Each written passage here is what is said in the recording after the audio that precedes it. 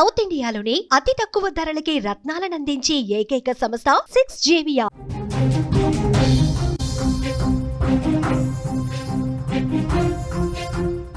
War breaking news చూస్తున్నాం. Russia నుంచి Ukraine పై అతిపెద్ద డ్రోన్లు దాడి చేసినట్లుగా తెలుస్తోంది.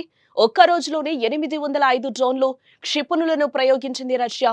యుక్రెయిన్ ప్రధాన పరిపాలనా భవనంపై డ్రోన్ల దాడి అతిపెద్ద దాడిగా ధృవీకరించింది యుక్రెయిన్. దాడిలో 2 మృతి చెందారు, 15 మందికి పైగా గాయాలన్నట్లుగా కూడా మనకి బ్రేకింగ్ న్యూస్ లో సమాచారం అందుతోంది. చర్చలకు రావాలని కూడా జెలెన్స్కీకి పుతిన్ ఆహ్వానం పంపారు. పుతిన్ ప్రతిపాదనను జెలెన్స్కీ తిరస్కరించినట్లుగా అయితే మనకి సమాచారం అందుతోంది. రష్యా యుక్రెయిన్ యుద్ధం 2.5 ఏళ్లుగా ప్రపంచాన్ని వణికిస్తున్న ఈ పోరులో అనేక కొత్త పరిణామాలు చోటు చేసుకుంటూనే ఉన్నాయి. ఒకవైపు శాంతి చర్చల గురించి మాట్లాడుకుంటూనే మరోవైపు భీకర దాడులకు తెగబడుతున్నాయి రెండు దేశాలు కూడా. తాజాగా రష్యా నుంచి యుక్రెయిన్ పై ఆదివారం తెల్లవారుజామున ఒక భయంకరమైన దాడి జరిగింది. సైనిక చర్య ప్రారంభించిన తర్వాత రష్యా చేసిన అతిపెద్ద దాడి ఇదేనని యుక్రెయిన్ అధికారులు చెప్తున్నారు. ఒక్కసారిగా ఏకంగా 805 డ్రోన్లు క్షిపణులతో యుక్రెయిన్ పై విరుచుకుపడింది రష్యా సైన్యం. రాజధాని కీవ్లోని కీలక భవనాలే లక్ష్యంగా ఈ దాడులు జరిగాయి. ఈ దాడితో యుక్రెయిన్ లో పరిస్థితిని మరింత ఉద్రిక్తంగా మారిందని కూడా ఇక్కడ చెప్పుకోవచ్చు. ఈ భీకర దాడిలో యుక్రెయిన్ రాజధాని కీవ్లోని మంత్రివర్గ కేబినెట్ ప్రధాన భవనం దెబ్బతిన్నట్లుగా కూడా మనకి సమాచారం అందుతోంది. ఈ దాడిలో 2 ప్రాణాలు కోల్పోగా దాదాపు 15 మంది గాయపడ్డారు. ఈ విషయంపై యుక్రెయిన్ ప్రధాని యులియా స్వైరిడెంకో మాట్లాడుతూ తమ ప్రభుత్వ భవనంపై రష్యా దాడి చేయడం ఇదే మొదటిసారి అని అన్నారు. డ్రోన్ల శిథిలాలు పడడం వల్ల కీవ్లోని పలు ప్రాంతాల్లో అపార్ట్మెంట్లు, ఇళ్లు దెబ్బతిన్నాయి. యుక్రెయిన్ వైమానిక దళ ప్రతినిధి యూరి ఇహ్నాతో మాట్లాడుతూ ఈ దాడిలో రష్యా 13 రకాల క్షిపణులను కూడా ప్రయోగించిందని అంటున్నారు. అయితే యుక్రెయిన్ వాయుసేన 747 డ్రోన్లు, 4 క్షిపణులను కూల్చివేయగలిగిందని కూడా ఆయన వివరించారు. ఈ యుద్ధ వాతావరణంలో రెండు దేశాల మధ్య మాటల యుద్ధం కూడా ముమ్మరంగా కొనసాగుతోందన్నట్లుగా కూడా తెలుస్తోంది.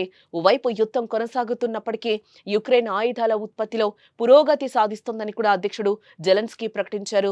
ప్రస్తుతం తాము ఉపయోగిస్తున్న ఆయుధాల్లో దాదాపు 60% తమ దేశంలో ఉత్పత్తి చేస్తున్నామని కూడా ఆయన అంటున్నారు.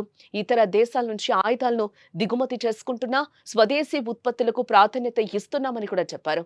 కీవ్ అత్యాధునిక ఆయుధాలను తయారు చేసే స్థాయికి ఎదగడం తమకు గర్వకారణమని కూడా జెలెన్స్కీ అంటున్నారు. అయినప్పటికీ ఇంకా చాలా లక్ష్యాలను సాధించాల్సి ఉందని కూడా ఆయన చెప్తున్నాడు. తమ గగనతల రక్షణ వ్యవస్థలను మరింత బలోపేతం చేసుకోవడానికి చర్యలు తీసుకుంటున్నామని, అలాగే దీర్ఘశ్రేణి ఆయుధాలు, క్షిపణుల కోసం మిత్ర దేశాలతో చర్చలు జరపనున్నామని కూడా ఆయన వివరించారు. ఇటీవలే చైనా పర్యటన ముగించుకొని వచ్చిన రష్యా అధ్యక్షుడు పుతిన్ యుద్ధం ముగింపుపై చర్చలు జరిపేందుకు మాస్కోకు రావాలని జెలెన్స్కీని ఆహ్వానించడం జరిగింది. ఈ ఆహ్వానంపై జెలెన్స్కీ తీవ్రంగా స్పందించాడు. తమ పౌరుల ప్రాణాలు పొట్టనబెట్టుకున్న ఆ ఉగ్రవాద రాజధానికి తాను ఎన్నటికీ వెళ్లనని ఆయన స్పష్టం చేశారు. పుతిన్ కేవలం రాజకీయ ఎత్తుగడలు మాత్రమే వేస్తున్నారని, చర్చలను ఆలస్యం చేయడమే ఆయన ఉద్దేశమని కూడా జెలెన్స్కీ ఆరోపించారు.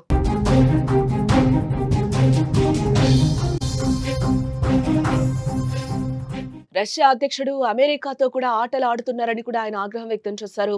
ఈ పరిణామం తర్వాతే ఈ దాడి జరగడం ఇక్కడ గమనార్హం. మొత్తానికి రష్యా యుక్రెయిన్ యుద్ధం మొదలైనప్పటి నుంచి కూడా ఒకవైపు శాంతి ఒప్పందాల కోసం ప్రయత్నాలు జరుగుతున్నా మరోవైపు దాడులు మాత్రం ఆగడం లేదని చెప్పుకోవచ్చు. ఇక్కడ ఈ యుద్ధం వలన రెండు దేశాల ఆర్థిక వ్యవస్థలతో పాటు ప్రపంచ ఆర్థిక వ్యవస్థపై కూడా తీవ్ర ప్రభావం పడుతోంది. యుక్రెయిన్ పౌరులు తమ ఇళ్లు, జీవితాలను కోల్పోయి నిరాశ్రులవుతున్నారు. ఐక్యరాజ్య సమితి, ఇతర అంతర్జాతీయ సంస్థలు శాంతి కోసం ప్రయత్నాలు చేస్తున్నప్పటికీ కూడా పరిస్థితులు అదుపులోకి రావటం లేదు. రష్యా, యుక్రెయిన్ ఇద్దరూ వెనక్కి తగ్గడానికి సిద్ధంగా లేరు. మరి ఈ యుద్ధం ఎప్పుడు ముగుస్తుందో, దాని పరిణామాలు ఎలా ఉంటాయో చూడాలి ఇంకా.